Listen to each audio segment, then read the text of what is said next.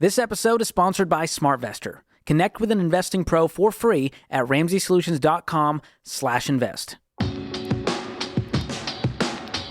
You're listening to Ramsey Everyday Millionaires, where we talk investing, retirement, building wealth, and outrageous generosity. Jeremy's in Cincinnati. Hi, Jeremy. Welcome to the Ramsey Show. Hey, Dave, Jade. Glad to be on the show. Honored to have you. How can we help? Yeah, so I guess the basic point of my question, and I know you guys usually would shoot this down pretty quickly, but it's basically, my wife and I are on baby step 4, 5, and 6, and I wanted to know if we could kind of skip baby steps 4 and 5 and just hit 6 with everything we got. And so a little bit of background. We didn't really have much of a baby step 2. We are only 25. We both just turned 25 in the last couple months. Last fall, we bought our first house and found out we were pregnant shortly after. And we just had our first baby boy in April of this year. Congratulations. And so, a lot going on. Thank you very much.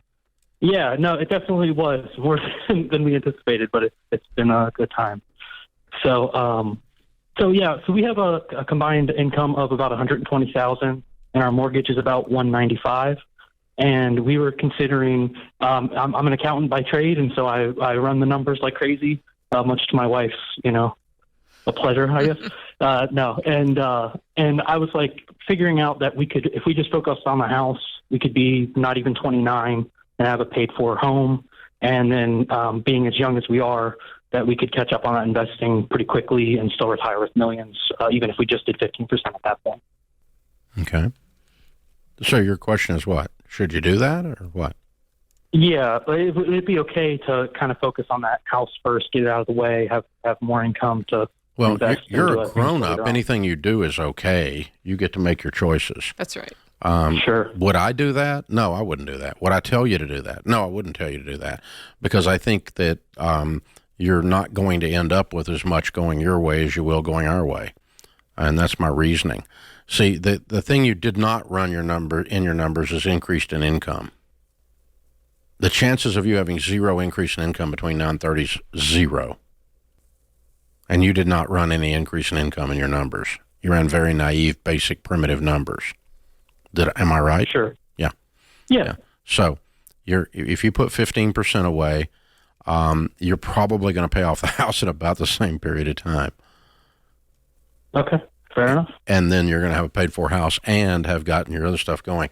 So and what you're leaving out is the opportunity cost on the money. That's what financial people call it. Mm-hmm. And that is the money that you put in between now and 30, what that money will become over the next 30 years is astronomical. Right. And you're missing out on every bit of that. So the semi-balanced approach of 15% of your income going into retirement at baby step 4, now we've got a baby, put $50 a month or whatever aside, let's get something started on college, and we're touching the bases, and then just throw everything, including all new raises, within reason. Let your wife have a new whatever. Mm-hmm. Don't be an accountant, but sure. But throw everything at the house, and you're still going to have this house paid off.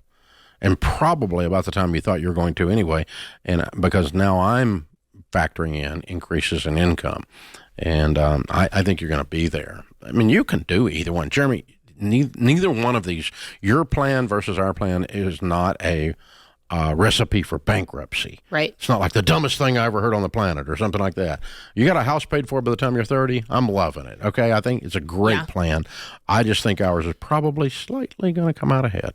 Dave, I hear, I got to be devil's advocate for a minute, because I hear a question from the peanut gallery. Okay. And the question is, what is the peanut gallery saying? The peanut gallery is saying, well, Dave, so it's okay for me to miss out on opportunity costs when I pause my investing to pay off my debt for 5 years, but it's not okay for me to pause my investing when I want to pay off my house for 5 years. Mm-hmm.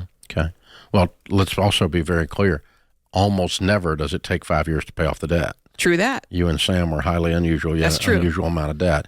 The vast majority, in the 90 percentile of our listeners that follow our stuff focused intensity, with gazelle intensity, are debt-free, not counting their house, in 18 to 24 months. And so that is a different period of time for opportunity cost than he's 24. He's young. And he's going to be 30. And so that's 6 years, not 2 years. That's true. So there's a difference there. So, and and I'm not talking about, I'm also clearing up cash flow here. That's right. That is going to offset it. Well, be clearing up cash flow on the mortgage too. So Peanut Gallery would have that part right. You could clear up more depending on the type of debt you have on the front end.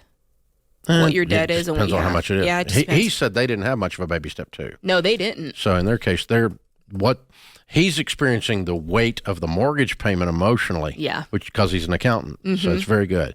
So that's cool. That's excellent. Because by the way, the number 2 category of people who become millionaires are accountants. Number 1's engineer. Number 3's teacher. Because they're aware of what's going on. You know, compound interest and spreadsheets are their second language, you know, and so his brain works. My brain works like that. So that's how I've had to fight against my own nerd self at times.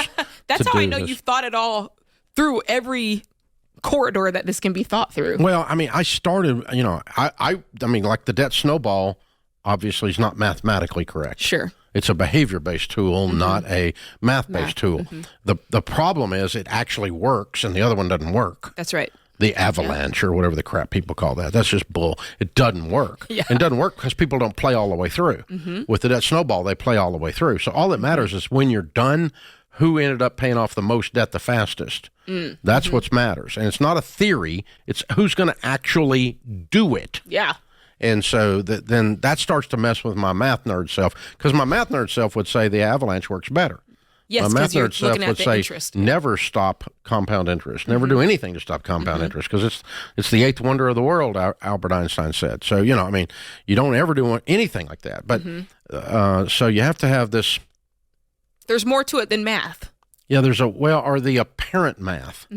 Sometimes the math that's on the surface is not all the math.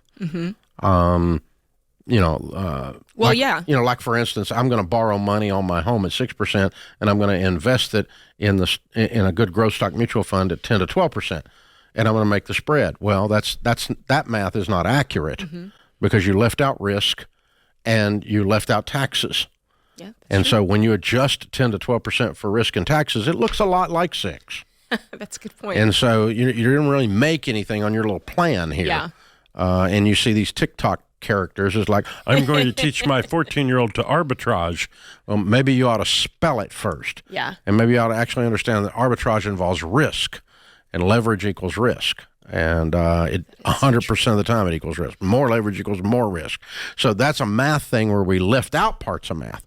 In his case, he didn't leave out any math. He's really thinking this through well. Yeah. The only piece of math he left out was increase in income. Yes, that's right. Yep.